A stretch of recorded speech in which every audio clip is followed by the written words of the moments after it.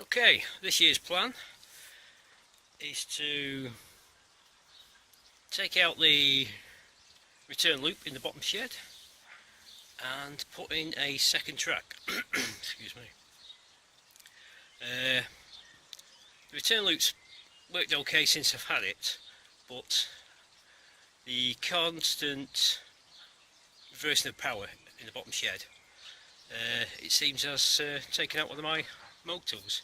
I've just had to replace the Stein loco, the motor in that, which you shouldn't have to do really, and I think it's the constant, as I say, back and two of the reversing of the power, because it's in the shed. You don't tend to slow it down, you just tend to reverse the power and it whips back out, and I think that's burnt the motor out. So if it was digital, obviously I wouldn't have a problem. You can get all the gadget to do that, but I can't really afford to go digital. And the other answer is going back to an analog control knob, like the LGB type, and that would actually slow it down in the shed and bring the power back up, wouldn't it? And you can, I can't, you know, it is hard to, if I have tried to slow it down with the trade engineer that I've got in the bottom and then bring it back out, but I think tedious is the word for that. So what I'm thinking of doing is, if we take out, I'm going to take this point out here and then bring a track in parallel to this one. So I've lost that reverse loop. Now I'm going to leave this one in, and if I leave the reverse, I've got a reverse loop at that end.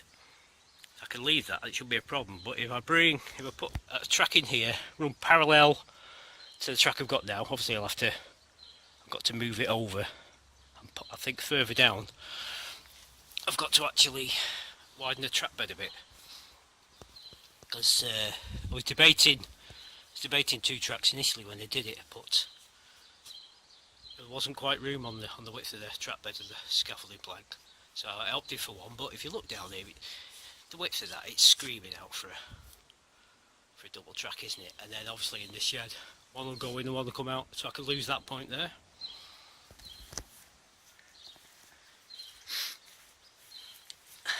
So the first job really is to start shifting. So move all the slate, get the ballast up, and get some plants out and make a bit of room. Okay, that's a bit better. Cleared it all. Lifted the track up, taking that back. And the idea is to push the track as far back to the fence as I can go, and I can just sneak in. Hopefully, just sneak in another line. So I've got the post fan, which is the fattest thing I've got, and an old LGB coach. And it's very tight, but you only need to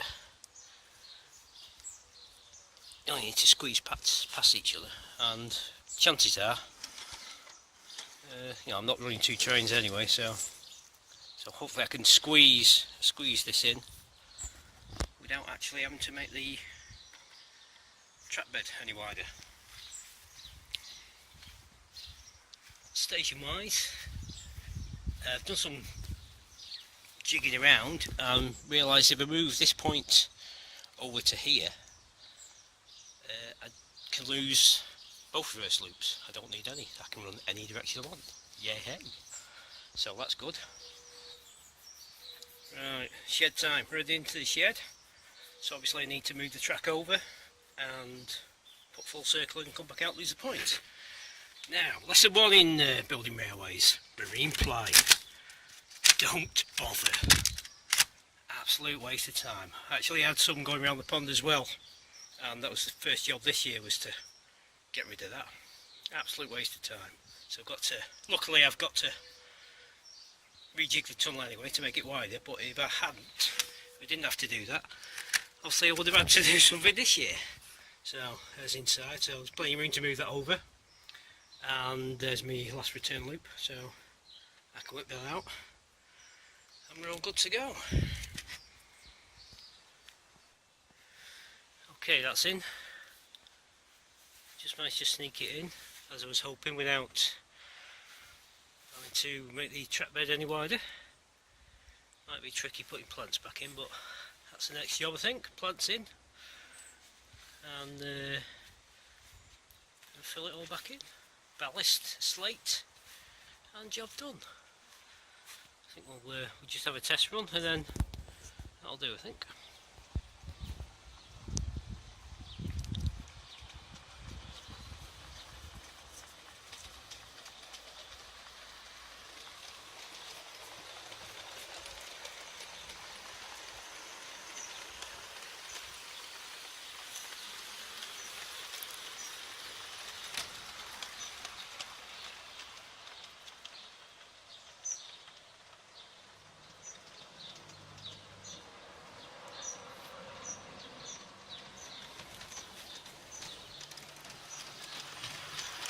Excellent.